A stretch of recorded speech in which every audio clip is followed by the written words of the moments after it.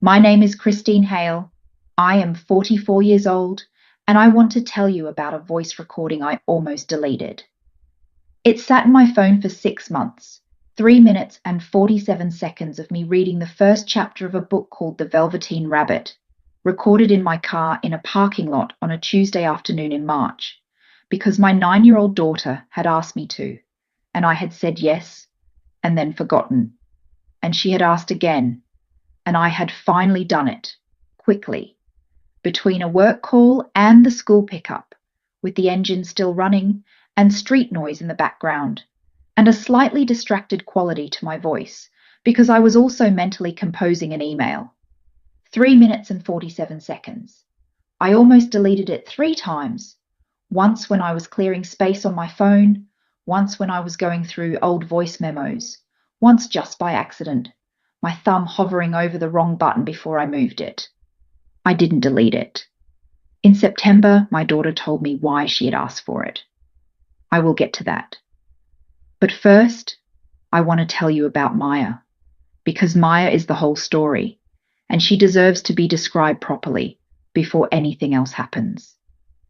Maya is 9 years old, which means she is at the age where childhood is still fully present, but you can see, if you look carefully, the early architecture of who she is going to be. She has my mother's eyes, dark brown, slightly tilted at the corners, the kind of eyes that look like they are always about to say something interesting. She has her father's laugh, sudden and full and unself-conscious. She reads the way some people eat, with total absorption and slight obliviousness to everything happening around her. And she has been devoted to the Velveteen Rabbit since she was 4 years old, with the specific intensity of a child who has found something that speaks directly to something in them. She knows the book by heart. She has read it probably 60 times. She still asks me to read it to her, and I still do. And I am aware that I am on borrowed time with this, that the window of a child who wants to be read to is not infinite, and that I am lucky to still be in it. In March, she asked me to record it. She was very specific about the request. Not a professional recording, not the audiobook version she had already found online and listened to many times. She wanted me, specifically. My voice. Reading it. I asked her why. I just want it, she said. This is, I have learned over 9 years, a complete and sufficient answer for Maya. She does not always have language for the inside of a thing. Sometimes she just wants what she wants, and the wanting is the whole explanation. I said I would. I forgot. She asked again 3 weeks later, in the patient and slightly persistent way she has when something matters. I recorded it on a Tuesday in March, in my car. Engine running, slightly distracted, street noise, 3 minutes and 47 seconds. I sent it to her and forgot about it.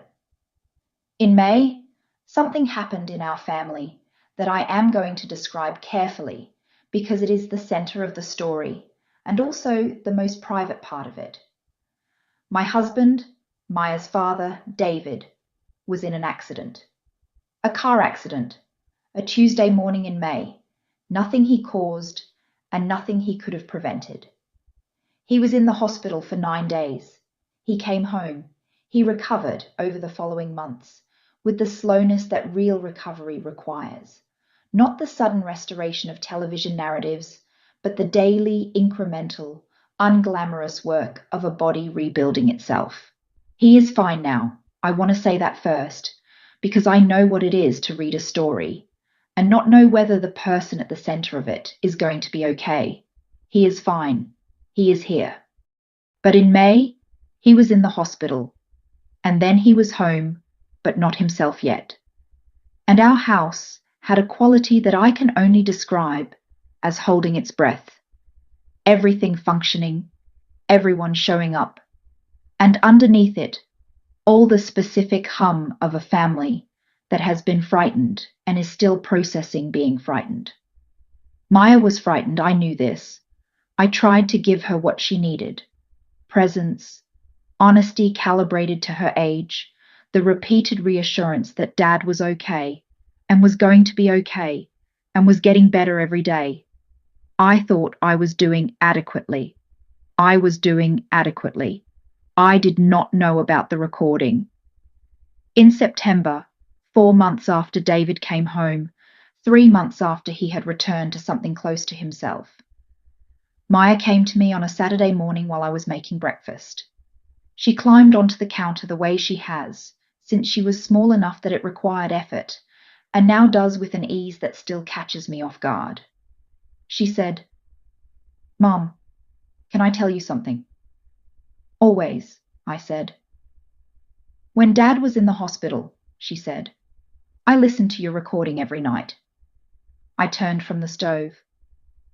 "The Velveteen Rabbit recording," I said. "Every night," she said, "sometimes twice." I looked at my daughter on the counter. "Why?" I said. She thought about it with the seriousness she brings to things she is trying to say accurately. "Because I was scared," she said. "And when I listened to your voice, it felt like you were right there. Like, even when you were at the hospital with Dad, and Grandma was here with me.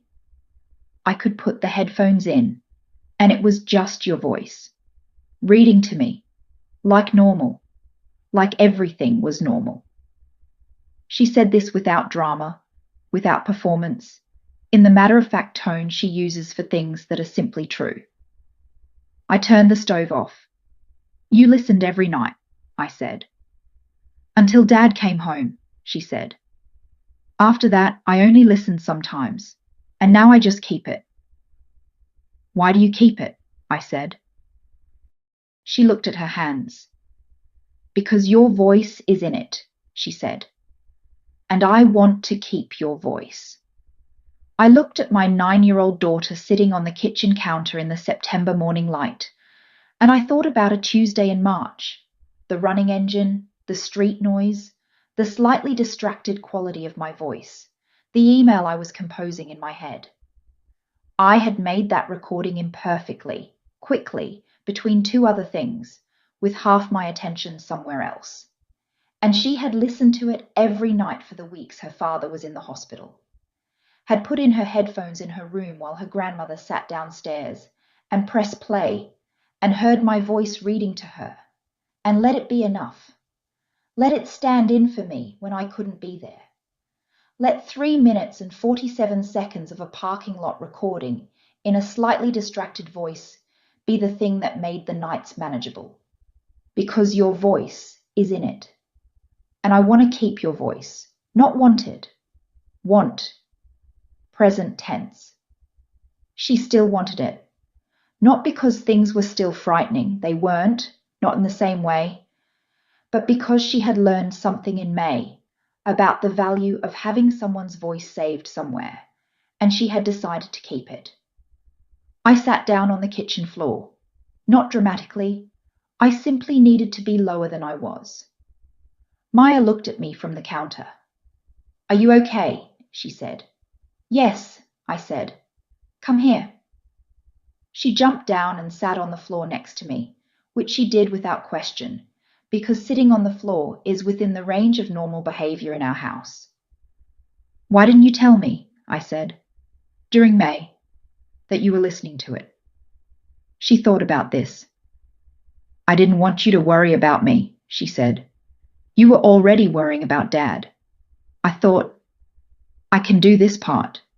I have the recording. I can handle the nights." 9 years old, the logic I had been seeing in children all year, the quiet reasoning that says, they have enough already. I will find my own way through this part. "You handled the nights," I said. "Mostly," she said. "I called you once, remember?" I remembered. A Tuesday night, very late, she had called me at the hospital and said she just wanted to hear my voice. I had talked to her for 10 minutes standing in the corridor. I had thought it was an ordinary check-in, the kind of call a child makes when a parent is away. "You called me when the recording wasn't enough," I said. "Yeah," she said. "Usually it was enough. But that one night it wasn't. I thought about the recording, the engine noise, the half attention, the street sounds. I thought about how often we make things quickly and imperfectly and set them aside, not knowing what they will become for the people who receive them, not knowing when the imperfect thing will be exactly the right thing. Maya, I said, I want to make you more recordings. She looked at me. Not because anything is wrong, I said. Just because you said you want to keep my voice, and I want you to have it, properly.